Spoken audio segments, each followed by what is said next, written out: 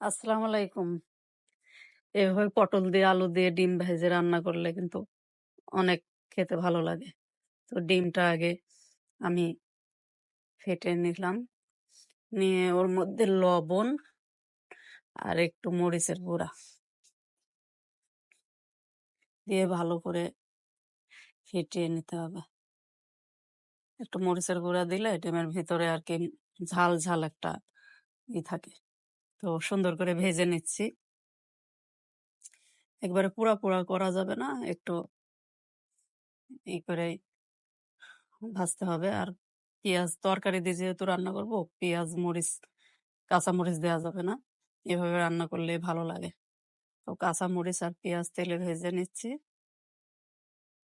আদা বেশি ভাজা যাবে না। আদা ভাজা করে নিয়ে একটু লবণ আর হলুদ গুঁড়া।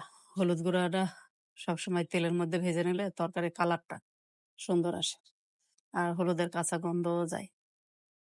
ভালো করে ভেজে নিয়ে তার মধ্যে একটু ধনের গুঁড়া, একটু জিরার গুঁড়া দিয়ে ভালো করে কষিয়ে নিয়ে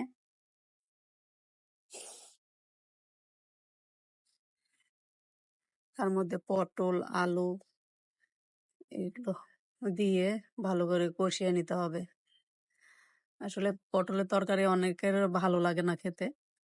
তো এভাবে রান্না করে দেখবেন, পটলের তরকারি ভালোই লাগে খেতে ডিম ভাজি দিয়ে। ডিম ভাজি করে খারাপ লাগে না, ভালোই লাগে। তো ভালো করে কষিয়ে নিয়ে সুন্দরভাবে কষাতে হবে। কষানির উপরেই তরকারির আসলে স্বাদ। একটু ভালো করেই কষাতে হবে।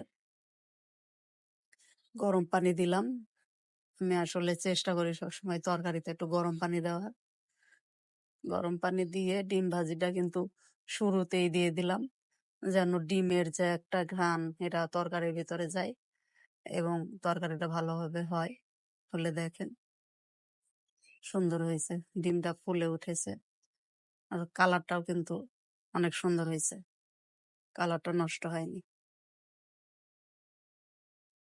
তো এইভাবে আপনারা রান্না করে খেয়ে দেখবেন ডিম ভাজি দিয়ে পটলের তরকারি, ভালোই লাগে খেতে।